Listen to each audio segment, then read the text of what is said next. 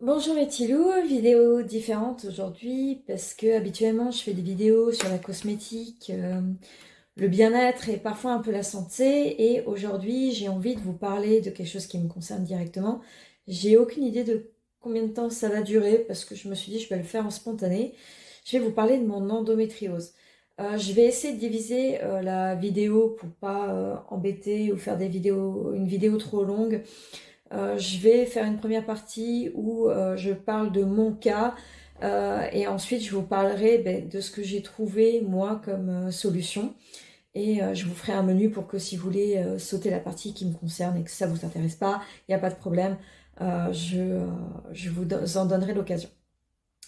Alors, moi, j'ai eu des douleurs. En fait, moi, j'étais sous pilule ostropogestative, donc c'est la pilule classique, hein, du coup, avec de l'ostrogène et de la progestérone. J'étais sous Minidril depuis mes 17 ans. Là, j'en ai 33. Et j'avais pas... donc, oui, j'ai commencé l'endométriose il y a maintenant 10 ans. Donc, j'avais 23 ans. Donc, j'ai commencé à avoir des douleurs au niveau du bas de dos, du bas du dos. Euh, Au départ, pas grand-chose et ça s'est intensifié. Je saurais plus vous dire en combien de temps parce que maintenant, ça commence à dater quand même.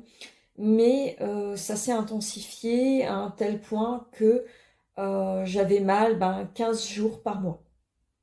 Donc environ ouais, 4 jours avant, 3 jours de règles et après encore une semaine après. Et 15 jours par mois dans la douleur, c'est pas évident. Donc bien sûr, au départ, j'ai pas fait de recherche, je suis allée chez mon gynécologue, je lui ai dit, on a fait un changement de pilule et ça n'a pas spécialement marché. J'ai fait avec mon gynécologue de base 7 changements de pilule finalement. Et vu que ça marchait pas des masses, j'ai envie de dire, les 3 premières, ça marchait pas des masses. Puis ma douleur était de moins en moins forte au niveau des pilules que j'avais. Donc je soupçonne que mon gynéco avait quand même compris ce que j'avais parce que les pilules étaient de plus en plus efficaces, mais j'avais toujours des douleurs et j'étais toujours sous ostroprogestative. Et bien sûr, j'ai commencé quand même à me renseigner parce que je pouvais pas continuer à vivre comme ça parce que dans mon cas, j'avais les douleurs du bas du dos. Donc c'est une chose d'aller travailler la moitié du temps en ayant très mal. Mais moi, mon principal problème en fait, c'était que j'arrivais pas à aller à la selle, j'arrivais pas à aller faire ce que j'avais à faire, à tel point que je montais, je descendais les escaliers, j'en étais même amenée à sauter sur place, enfin à faire des trucs débiles, mais pour m'aider à aller à la salle parce que je n'y arrivais pas. Et d'un coup, parce que ça c'était pendant plusieurs jours, hein, et d'un coup, du jour au lendemain, il fallait que j'y aille, mais enfin dans les secondes qui viennent. Et ça pouvait venir à tout moment.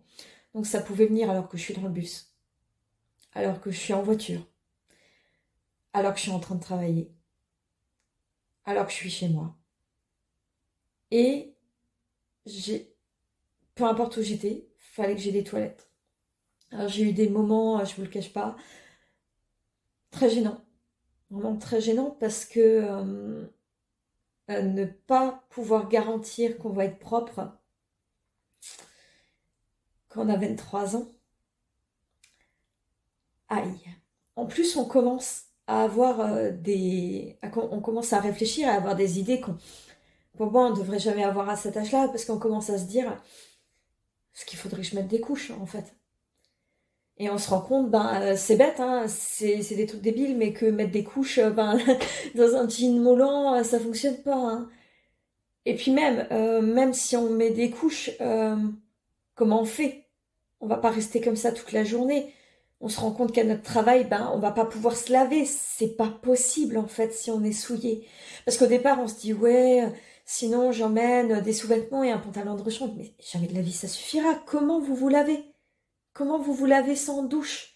Vous pouvez pas vous dire, vous allez vous laver le derrière au lavabo du boulot. C'est pas possible. Et puis même, le gant de toilette, vous en faites quoi? Enfin, il y a... Et puis même, on se dit, bah merde, enfin, on a envie d'être sexy à cet âge-là, on a envie d'être avec les garçons, on a envie de mettre des jolis vêtements, et là, on se retrouve malade, sans être malade, malade 15 jours par mois, la moitié du temps en fait, hein, la moitié du temps, vous êtes malade et en train de vous demander si vous pourrez aller aux toilettes à temps pour ne pas vous faire humilier. Voilà, ça c'était mon endométriose. Et les douleurs, c'est vrai que elles sont devenues de plus en plus dures, si bien que j'avais commencé une médicamentation antidouleur. Voilà. Et du coup, bah oui, j'ai commencé à me renseigner de mon côté parce que c'est pas possible. On se dit, je vais pas faire les 25 prochaines années comme ça. Et du coup, j'ai entendu parler de l'endométriose et assez tôt, finalement, peut-être 4 mois après que c'est commencé, hein. Et j'en ai parlé à mon gynécologue qui m'a dit, Madame Terschleusen, faudrait peut-être arrêter de lire des bêtises sur Internet. Ok. Mais qu'est-ce que j'ai, docteur? Il dit, bah voilà, les règles, c'est douloureux, c'est comme ça. Quoique, hein, c'était moins pire que mon généraliste, hein, parce que j'avais vu mon généraliste qui m'a dit que, de toute façon, les femmes souffraient depuis la nuit des temps. Que voilà, il n'y avait pas de raison que je fasse exception. J'avais eu juste envie de lui dire, mais crève de ta prostate comme les hommes depuis la nuit des temps. Franchement, je veux pas faire de généralité, hein, mais quand on me dit que devenir médecin, c'est une vocation, bah, j'ai envie de dire pas pour tout le monde, hein. Pas pour tout le monde, parce que je n'ai eu aucune compassion et aucune écoute de la part de mon généraliste et de mon gynécologue de base. Alors j'ai commencé à écumer les gynécologues. Euh, Certains ont eu, j'ai envie de dire l'honnêteté, je les remercie pour ça, de me dire qu'on ne comprenait pas encore ce qu'il en était vraiment. Mais le truc, mon but, c'était de trouver quelqu'un pour me faire diagnostiquer. Et la plupart, bah, en fait, ne me donnaient pas le pass pour aller faire un IRM parce que visiblement, quand on a pas mal pendant les rapports, c'est qu'il n'y a pas de problème. La question qui vient derrière, juste derrière, c'est vous voulez avoir des enfants parce que bon, apparemment, à part si on baise ou si c'est pour faire des gamins, notre santé à nous, on n'en a rien à foutre. On n'en a rien à foutre tant qu'on n'est pas un engin de production de bébés ou de plaisir masculin. Et c'est triste. Franchement, c'est triste. Mais je suis allée sur Internet et il y a des associations du coup par rapport à l'endométriose, notamment Endo France, où il y a une liste de gynécologues.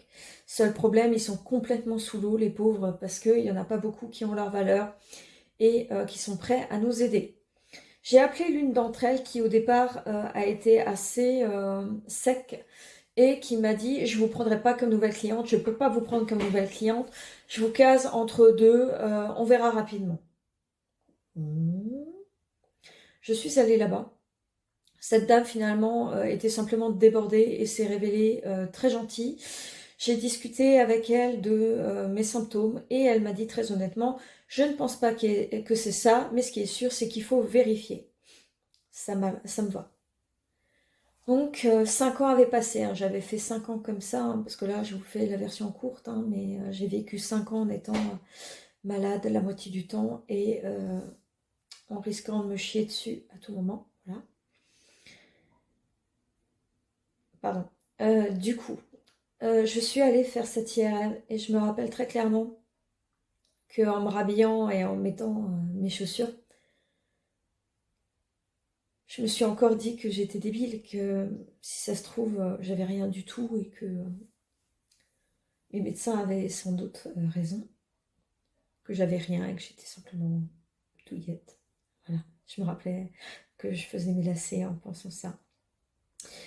Quand la personne en fait de l'IRM vient et fait dites par hasard vous avez pas super mal au dos et des difficultés à aller à la salle? Oui. C'est normal, vous avez une boule grande comme ça de sang dans le dos. D'accord. Du coup, j'ai une endométriose. du coup, qui se situe dans le canal de Douglas, qui est en fait entre le côlon et la colonne vertébrale, donc en fait qui gonfle pendant les règles et donc fait pression aussi bien sur le côlon et la colonne vertébrale, donc qui explique totalement les symptômes que j'ai. Ok.